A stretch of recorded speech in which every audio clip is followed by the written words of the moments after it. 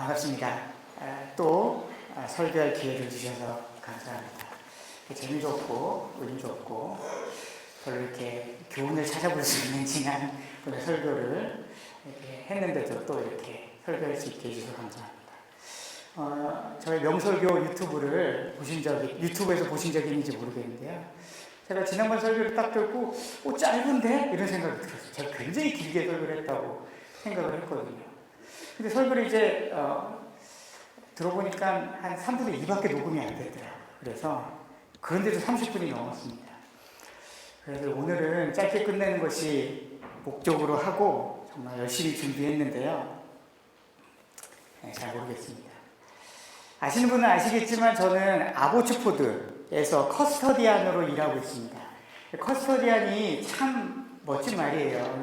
번역하면 청소부입니다. 청소부. 그래서 학생들이 이제 집에 가는 한 2시 반 이후 한 3시쯤부터 8시간 근무를 하니까 한 11시까지 근무를 합니다.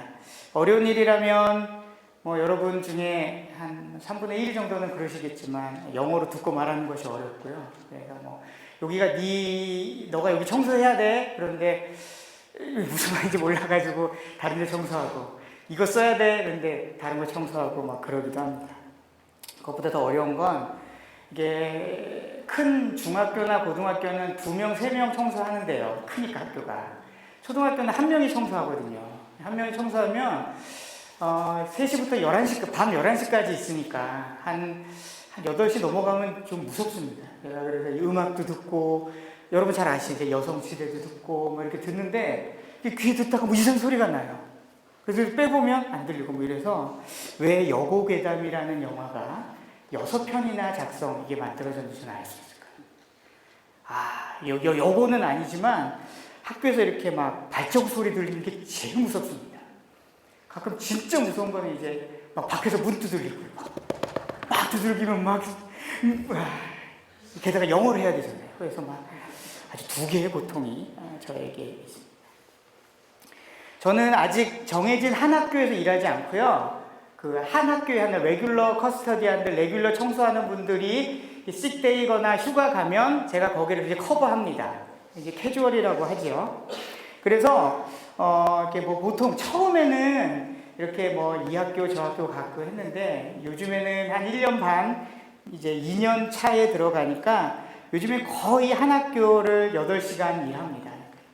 어떨 때는 혼자 일하고 어떨 때는 다른 사람이 일하고요. 근데 처음에는 이제 엑스트라라고 일을 합니다. 엑스트라라는 것은 3명이, 4명이 있는 학교에 제가 엑스트라로 가게 되면 거기는 4시간은 한 사람 돕고 A라는 사람 돕고 4시간은 B 사람 돕고 이렇게 엑스트라, 그러니까 원래는 거기 안 해도 되는데 그냥 인여로, 여분으로 그냥 가서 돕고 거기다 더해서 배워라 라는 거죠. 약간 프로베이션 기간 의미가 강한 겁니다.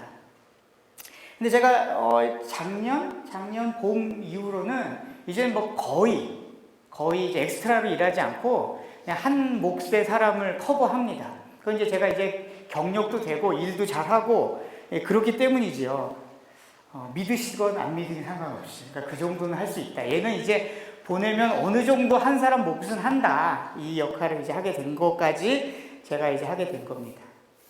그런데 무슨 일이 하나 있었어요. 제가 한 2주 전에 제 시프트를 보니까 4시간은 A라는 사람을 돕고 4시간은 엑스트라인 거예요. 그래서 제가 엑스트라를 안 한 지가 한 1년 이상 넘었는데 엑스트라라고 딱 하니까 좀 그럴 수 있지 하고 처음에 좀 이상했는데 일하러 가서 이 사람이랑 일을 이렇게 하는데 일을 제가 처음 일을 하는 사람처럼 가르치기 시작하는 거예요.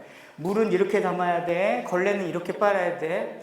이렇게 얘기하니까 제가 일하는 게 이렇게 좀 웃어 보이기도 하는데 하여튼 제가 일하는 게 그겁니다. 화장실 청소, 교실 청소, 책상 닦고 마른 걸레 이런 걸 하는 건데 하나하나 가르치는 거예요. 이 사람이. 처음에는 뭐지 이랬는데 계속 일하는 게 약간 짜증이 처음에 나는 거예요. 그래서 이게 뭐지? 이 사람 왜 이렇게 나 가르치려고 하지? 난 이제 8시간씩 일하는 한 사람 몫을 하는데 근데 이제 이상하죠? 그게 갑자기 어느 순간 불안으로 싹 넘어가더라고요. 사람의 마음을 내 마음대로 못하는 게 내 마음이니까요. 이게 어느 순간 싹 지나니까 내가 뭐 잘못했나? 내가 뭘 잘못해서 나 보스, 나의 그 매니저가 야, 김영묵 걔 안 되겠어. 이제 자기가 8시간 혼자 일하지 말게 하고 누구한테 가서 좀 배워. 그 생각이 딱 드는 거예요. 그러니까 이게 맨 처음에 짜증도 나고 힘들다가 이게 갑자기 마음이 불안으로 싹 바뀌니까 온갖 생각이 나는 거예요. 내가 뭘 잘못했나? 내가 일하는 게 뭐 잘못했나? 내가 뭐 스프레이나 케미컬을 잘못 썼나? 뭐 내가 뭘 잘못한 게 지난 학교에서 잘못한 게 무슨 고발이 됐나? 클레임이 있나? 별 얘기를 다 했죠. 그러다가 갑자기 내가 뭐 하나님한테 잘못했나? 저희 어머니가 구원하사가 한번 오셨거든요. 왔거든요. 그래서 입이 이렇게 돌아갔는데 우리 어머니가 평생 예수님 믿고 참 잘 다니고 그러신 분인데 구원하사가 딱 보니까 저한테 영무가 내가 11조를 잘못했나? 딱 그러시더라고요. 우리 어머니가 제가 그래서 속으로 그랬죠. 속으로. 야, 엄마. 하나님이 무슨 우리 11조 갖고 뭐 우리한테 벌 줄 만큼 그렇게 가난하셔? 막 엄마를 위로했지만 제가 어려운 일에 딱 닥치니까 내가 하나님한테 뭐 잘못했나? 이 머릿속이 진짜 복잡해지는 거예요. 저만 그렇죠. 여러분은 안 그러시지만 저만 그렇죠. 그래서 이게 갑자기 여기 내가 잘못했나? 이거 잘리는 거 아니야? 어쩐지 요즘에 내가 가는 학교들이 쉽지가 않아. 힘들어. 그런 생각이 5만 가지 생각이 막 드는 거야. 진짜 5만 가지 생각. 근데 저희가 이제 2시간이라고 15분 커피 타임을 하는데, 브레이크 타임을 하는데, 이 사람이랑 이제 2시간이라고 15분 딱 일하는 시간이었어요. 3시인가 5시에 딱 만나서 이 사람이랑 이제 얘기를 하는데, 막 얘기를 하는 거야. 이 사람이 좀 약간 말이 많은 사람이더라고. 처음에 뭐 얘기해, 너 일하기 전에 무슨 일 했어? 그러는 거죠. 나 하우스 클리닝 했어. 집 다니면서 클리닝 했어. 레지던트 클리닝 뭐 이런 거 하면서 했어. 그 전에 그러면 뭐야? 음식점에서 스시 말았어. 너 스시네. 그러면은, 그러면 너 한국에서는 뭐 했어? 나 목사였어. 그래서 기독교 학교에서 아이들한테 성경 가르치고 그랬어. 그랬더니 이 사람이 눈이 약간 띵그래지더니 너 목사였어? 너 크리스찬이야? 딱 그래. 그래. 나 예수님 믿어. 여러분 놀랍지 않습니까? 제가 이걸 영어로 했다는 게. 그래서 그리고 이 사람이 그 순간 딱 지나가면서 너도 크리스찬이야? 나도 크리스찬이야. I believe in Jesus Christ 하면서 정확하게 내가 그 말을 다 알아듣겠다.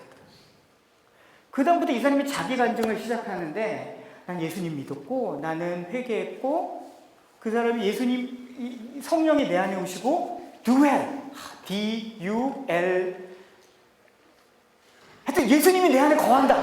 그 얘기를 딱 하시면서 얘기를 쫙 하시는 거예요. 자기 간증을 하시는 거예요. 자기 언제 예수님 만났고 언제 어떻게 됐고 얘기를 쫙 하는데 제가 그 순간 2가지 생각이 들었어요.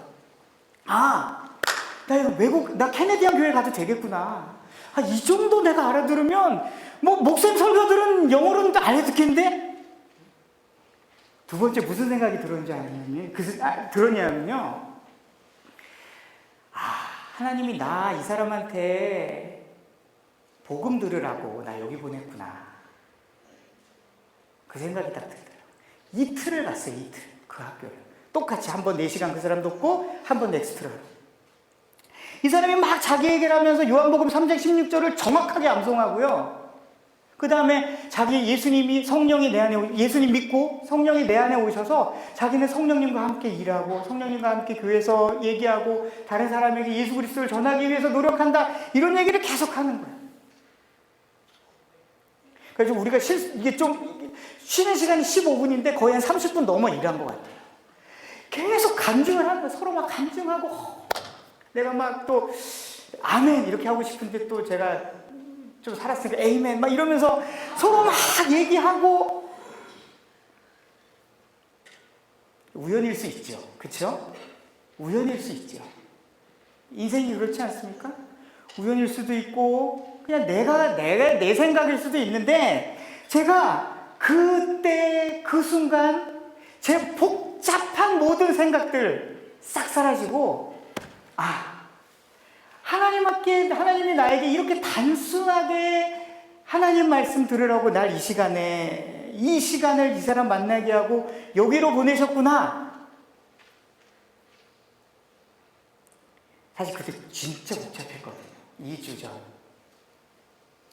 내 마음, 내 상황, 교회, 뭐 내 주위에 어떤 것도 쉬운 문제가 없고 어떤 것도 복잡하지 않은 문제가 없었는데 그 사람 딱 만나고 그렇지. 내가 교회 왜 가야 되지? 교회 왜 나가지? 복음이구나. 복음이구나. 하나님 복음 들으려고 교회 나가. 너 왜 살지? 김영묵이 너 왜 사니? 하나님 말씀 듣고 말씀대로 순종하면서 살아야지. 사랑하는 여러분, 하나님은 저에게만 말씀하시는 거 아니고요, 우리 모두에게 지금 우리에게도 말씀하십니다. 아멘.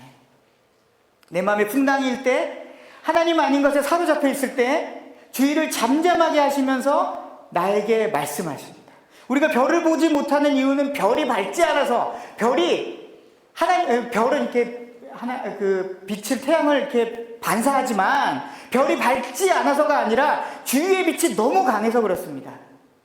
우리가 하나님의 음성이 작아서 듣지 못하는 게 아니라 주위의 소리가 너무 커서 하나님의 음성을 듣지 못하는. 그러니 우리는 조금 더 조용히 하나님의 음성을 듣기 위해 귀 기울여야 될 줄 믿습니다. 배경은 이렇습니다. 배경은 이 사람이 식중독에 걸린 거예요.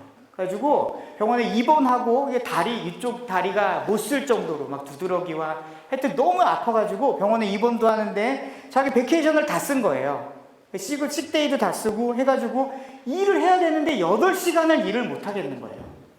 그래서 매니저한테 얘기해서 4시간만 일하고 저를 붙여가지고 8시간 몫의 에어리어를 저랑 이 사람 둘이 같이 일하고, 이 사람은 4시간 일하고 집에 가고 저는 엑스트라로 다른 데 가고. 저는 몰랐죠. 몰랐는데 그 사람 만나서 예수님 처음 만난 사람처럼 요한복음 3장 16절 듣고 복음이 무엇인지 다시 듣게 되는 거죠. 하나님이 저를 어떤 상황으로 이끄시고 복잡한 내 생각을 잠잠하게 하고 단순하게 복음에 집중하게 하신 겁니다. 그 사람이 저한테 이런 물을, 너 예수님 만났을 때, 처음 만났을 때 어땠어? 여러분 기억나십니까? 여러분 예수님을 처음 만났을 때? 전 그 사람이 저한테 질문을 했을 때 한 몇십만 년 만에 들었던 질문이었어요. 제가 그리고 한 7년 전 전도 훈련을 하면서 그 강사가 저한테 한 질문 후로는, 너 예수님 언제 만났어? 너 예수님 만날 때 어땠어? 그런 질문을 들어본 적이 별로 없는 것 같아요. 요한복음 3장 16절은 우리에게 이렇게 얘기합니다. 하나님이 세상을 이처럼 사랑하사 독생자를 주셨으니 이는 그를 믿는 자마다 멸망치 않고 영생을 얻게 하려 하십니다. 하나님 우리를 사랑하십니다. 이것이 복음의 시작입니다. 하지만 우리는 하나님을 배반합니다. 하나님보다 더 재미있고 흥미로운 일에 우리의 마음을 뺏깁니다. 그래서 우리는 하나님을 무시하는 길을 걸었습니다. 그리고 그 끝은 멸망입니다. 지금도 우리가 그 끝이 멸망이란 걸 알면서도 그 길을 걷는지도 모릅니다. 예수 그리스도의 복음을 들었음에도 불구하고요. 그래서 하나님은 우리를 사랑하셔서 하나밖에 없는 독생자를 우리에게 주셔서 그 멸망에서 돌이키기 위하여 사랑으로 우리를 설득하고 계십니다. 그리고 예수 그리스도를 믿으면 우리는 영생을 얻습니다. 구원을 얻습니다. 축구 경기를 녹화로 본 적이 있으세요? 결과를 알고 본 적이 있으시냐고요? 중간중간에 마음이 조금 쫄리긴 하죠. 으이씨 쫄리긴 하지만 이 경기 이겼어 하니까 팔짱도 끼고 다리도 꼬고 팝콘도 먹으면서 이렇게 보는 거예요. 근데 진짜로 실시간으로 보면 미치는 거죠.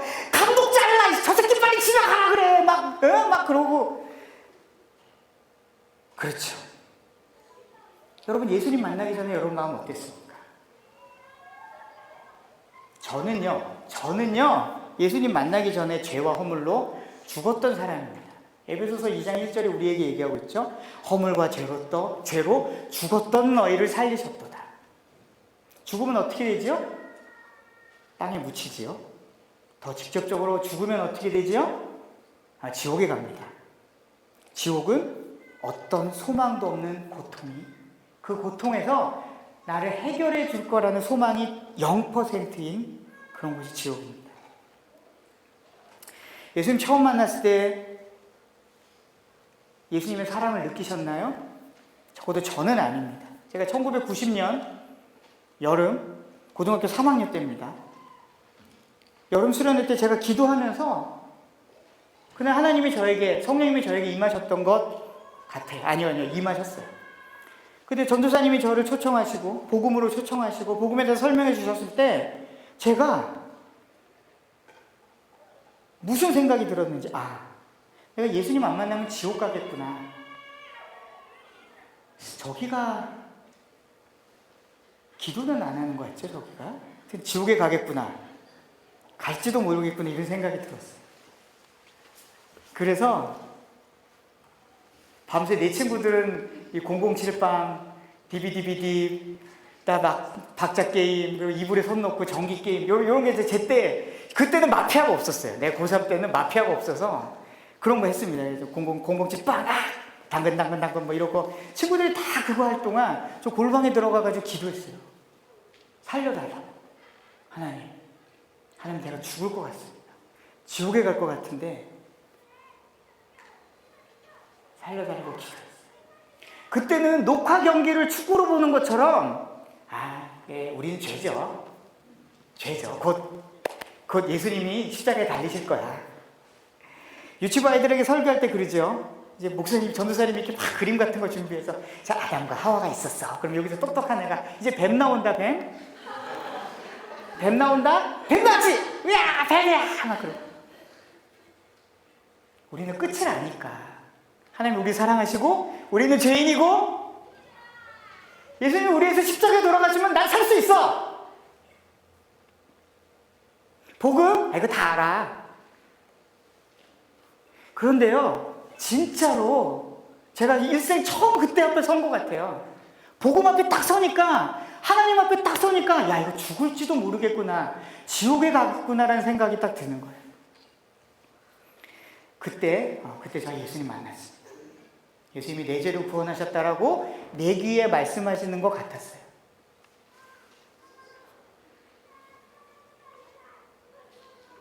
그리고 하나님의 사랑이 십자가가 알게 되면서 그 지옥의 공포를 제게서 없애주시는 게 비로소 내 마음속에 스며들기 시작한 것입니다. 지옥의 공포, 죽을 것에 대한 우리의 죄가 얼마나 무겁고 우리의 죄가 가져다 주는 우리의 죄가 가져다 주는 그 고통이 얼마나 큰지에 대해서 잘 모르면서 하나님의 사랑을 알았다고 할 수 없어요. 한 사람의 죄가 하나님과 나와의 관계, 나와 이웃과의 관계, 나와 나 자신과의 관계를 얼마나 깨트리고 얼마나 파괴하는지에 대해서 잘 모르는데 하나님의 사랑이 그 사람에게 어떤 영향력이 있겠습니까? 이렇게 주위를 이렇게 돌아보니 저 사람이 저 하고 있는 머리띠 너무 예뻐. 저 사람이 하고 있는 저 옷이 너무 탐나는데 나도 저걸 해야 되겠어라고 예수 그리스도의 복음을 머리띠처럼, 옷 입는 것처럼, 액세서리처럼 갖고 있는 것이 우리의 구원이 아닌가라고, 제가 아니라 유진 피터슨이 현대의 신앙은 액세서리의 신앙이다라고 얘기하면서 그들은 어느 설교자도 죽음의 고통, 죄의 영향력에 대해서 설명하지 않고 있다라고 유진 피터슨은 얘기하고 있어요. 하나님의 사랑이 강조되려면 죄가 가지고 있는 영향력도 우리 안에 정확하게 설명되어야 합니다. 사랑하는 여러분, 예수 그리스도를 믿지 않으면 지옥에 갑니다. 그리고 예수 그리스도를 내 마음의 중심에 두지 않으면 우리의 모든 관계는 파괴될 것입니다. 그때 십자가가 내 안에 스며들기 시작합니다. 마틴 조엘 로이드 존스 목사님은 진짜 하나님을 만난 사람, 진짜 하나님을 만난 사람에게 나타난 두 가지 증거는, 내가 지금 예수 그리스도를 영접하지 못하면 죽을지도 모르겠구나라는 하나의 생각과, 또 하나 반대로, 하나님이 나를 사랑하시는데 이제부터, 하나님이 나를 구원하셨는데 이제부터 내가 내 마음대로 죄를 지어도 되겠구나. 여러분, 이게 무엇인지 아세요? 제가 잘 설명하고 있습니까? 이 말도 안 되는 두 가지 생각이 한 사람 안에 같이 드는 거예요. 다시, 내가 예수 그리스도 만나지 않으면 죽겠구나 라는 생각과, 내가 이제는 내 맘대로 죄를 지어도 지옥에 가지는 않겠구나 라는 생각이 같이 드는 게 예수 그리스도의 복음이라는 거예요. 죽음의 공포가 아무리 커도 하나님의 사랑 안에서 아무것도 아니다. 이것이 복음입니다. 거룩한 하나님의 임재가 일어납니다. 하나님이 거룩한 분이시라는 것을 알게 됩니다. 사람이 죽음과 지옥의 공포를 알게 됩니다. 예수 그리스도의 복음이 유일한 해결책이라는 것을 알게 됩니다. 복음을 어디서 들을 수 있습니까? 교회구나. 그래 사람들이 교회로 몰려듭니다. 교회에서 회개하고 구원을 얻습니다. 그들의 삶이 바꿉니다. 이것을 두 글자로 부흥이라고 얘기합니다. 부흥은 수가 늘어나는 것이 아닙니다. 수가 늘어나는 것은 부흥의 결과입니다. 거룩한 하나님을 만나지도 못하고 지옥의 공포도 없고 하나님의 무한한 사랑도 없는데 수가 늘어나는 건 그냥 수가 늘어나는 것입니다. 저는 그래서 좀 단순해졌습니다. 교회가 무엇을 하는 곳이냐? 복음 듣는 곳입니다. 큐티도 해야 되고 울타리 모임도 해야 되고 교회도 기도회도 해야 되고 간식도 해야 되고 체육도 해야 되고 정말 많은 일들이 있어야 하지만, 죄송합니다. 저는 이런 일을 나쁘다고 하는 것이나 중요하지 않다는 것이 아니라 우선순위가 있다는 것을 말씀드립니다. 속옷 입고 겉옷 입어야 됩니다. 겉옷 입고 속옷 입으면 슈퍼맨밖에 그런 사람 없죠. 순서가, 입는 건 똑같지만 순서가 이상하면 이 또라이가 되는 겁니다. 그래서 가장 중요한 것은 무엇이냐? 하나님의 말씀을 듣고 복음을 듣는 것입니다. 하나님은 나를 단순하게 하시면서 단순한 것에 대해서 집중하게 하시는데요. 로마서 12장 3절을 우리에게 말씀하십니다. 함께 읽어볼까요? 시작.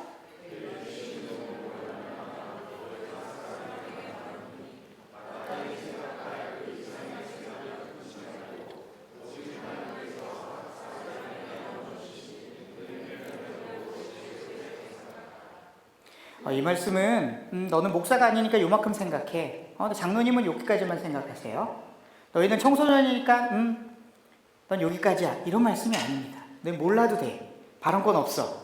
이런 얘기하는 거 절대로 아닙니다. 바울은 12장 3절부터 은사에 대해서 얘기하면서 은사는 비교 가능한 것이 아니다라고 얘기하고 있어요. 바울이 얼마나 조심스럽습니다. 내게 주신 은혜로 말미암아 너희 각 사람에게 얘기하노니, 내가 은혜로 말한다. 은혜가 무엇이지요? 값없이 주시는 하나님의 선물, 내 권위, 내 지위, 내가 너희한테 뭘 할 수 있기 때문에 말하는 게 아니라 하나님의 은혜, 하나님으로 해서 말할 수 없는 그 은혜로 얘기하는데, 그 생각, 마땅히 생각할 만한 생각 그 이상을 품지 말라는 겁니다. 여기까지만 해도 된다라는 거예요. 너무 더 생각하지 말고 거기까지만 해도 충분하다는 겁니다. 그런데 그 하나님이 우리에게 주신 그 은혜는 부족하지 않고 충분하다. 바울의 말처럼 내 은혜가 내게 족하다. 나에게 주신 은혜가 나에게 만족한 마음이다. 그 정도다라고 얘기하고 계시는 거예요. 어떤 사람에게는 많은 은혜 주시죠. 드라마틱하게 이끄시지만 어떤 사람에게는 그렇지 않을 수 있습니다. 흐르는 강처럼 어제 오늘 똑같을 수 있는 거죠. 내 분량, 내 생각, 내게 주신 것에만 집중하라는 겁니다.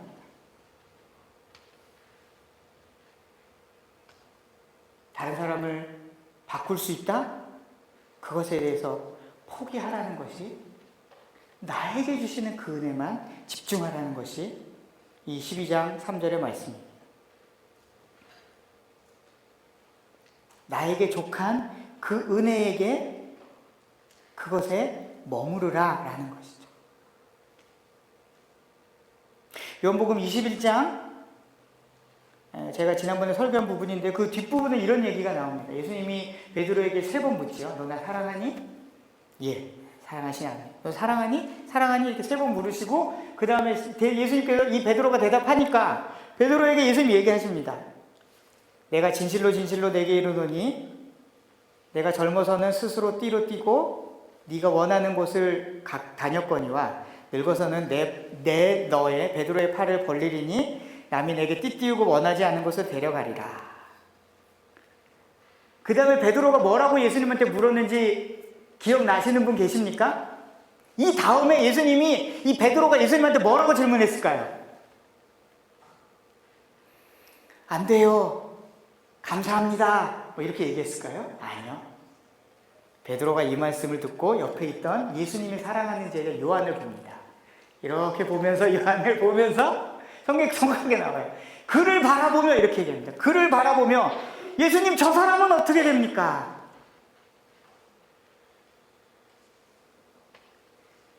내게 족한 은혜만큼 생각하라는 겁니다.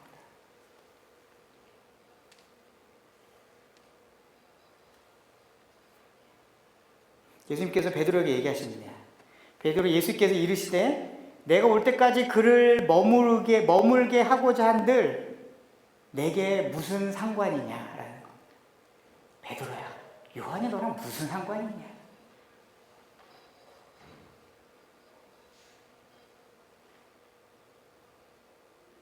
예수님은 우리가 복음을 더 듣기를 원하십니다. 제가 어떤 분의 설교를 듣다가 마음이 쿵했습니다. 어떤 성도가 목사님을 비난한 겁니다. 아, 목사님 이런 것 좀 하셔야 되는 거 아닙니까? 이거 잘못됐습니다, 얘기하셨대요. 목사님이 대답하십니다. 성도님 죄송합니다. 그렇게 생각하셨다면 제가 잘못한 것입니다. 용서하십시오. 그런데 성도님이 저를 좀 오해하고 계시는 것 같아요. 사실 저는 성도님이 말씀하시는 것보다 훨씬 더 나쁜 놈입니다. 놀리는 것도 아니고 재수 없는 것도 아니고요. 제가 하나님과 예수님과의 관계 속에서 보면 저는 진짜 나쁜 놈입니다. 저에게 큰 오해를 하고 계시네요. 이렇게 목사님께서 말씀하셨답니다. 이것이 은혜입니다. 시간이 지날수록 내가 얼마나 일을 하기에 부족함이 많은 사람인지를 아는 것이 은혜입니다. 하나님은 값없이 주시는, 은혜는 값없이 주시는 하나님의 선물이라고 얘기했는데요. 이 선물이 당연하다고 여겨지는 순간 은혜가 아니게 되죠. 저 매일 출근하기 싫은데 출근하면서 이 단전 깊이부터 외칩니다. 차 안에서. 하나님 감사합니다. 일할 수 있어서 감사합니다. 왜냐하면 제가 일을 못할 때 참 힘들었거든요.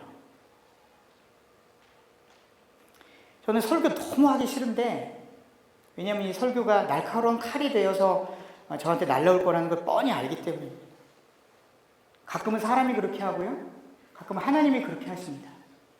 천국에 가셨는데 어떤 목사님이 천국에 딱 들어오니까 막 예수님이 막 신발을 벗고, 야, 너 목사 왔구나, 이렇게 환영을 해주시더래요. 그래서 평신도들이 보고, 예수님은 목사님을 좋아하시나 보네 그랬는데, 목사님이 그러셨대잖아요. 목사가 하도 오랜만에 와서. 목사들이 자기가 한 설교 때문에 지옥 갑니다.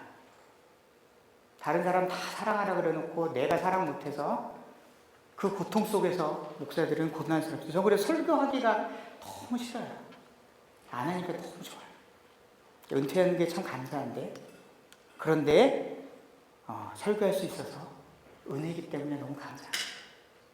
그래, 너무 감사합니다. 저 같은 사람이 하나님 말씀을 전할 수 있으니 이게 은혜가 아닙니까? 이런 생각을 합니다. 설교 마무리합니다. 하나님 우리에게 말씀하십니다. 하나님 우리에게 말씀하십니다. 어떤 상황과 어떤 순간으로 우리를 이끌어 가시면서 우리에게 말씀하시는데 하나님 우리에게 말씀하십니다. 오늘은 집에들 좀 일찍 가세요.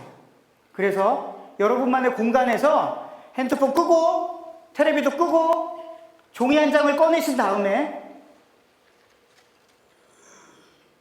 하나님이 여러분에게 무엇을 말씀하시는지 한번 기록해 보셨으면 좋겠어요. 그리고 이번 일주일을 순간순간 하나님께서 내게 무슨 말씀을 하시는지를 한번 돌아보면 좋을 것 같아요. 하나님은 우리를 단순한 복음으로 이끄십니다. 하나님 우리를 사랑하십니다. 멸망할 수밖에 없는 우리를, 멸망했던 우리를 예수 그리스도의 십자가가 우리를 영생으로 이끄십니다. 성령으로 십자가의 보혈이 우리를 용서하시는 것입니다. 복음에 집중하십시오. 다른 것들은 다 볼륨을 좀 다 끄십시오. 예수 그리스도가 무슨 말씀을 하시는지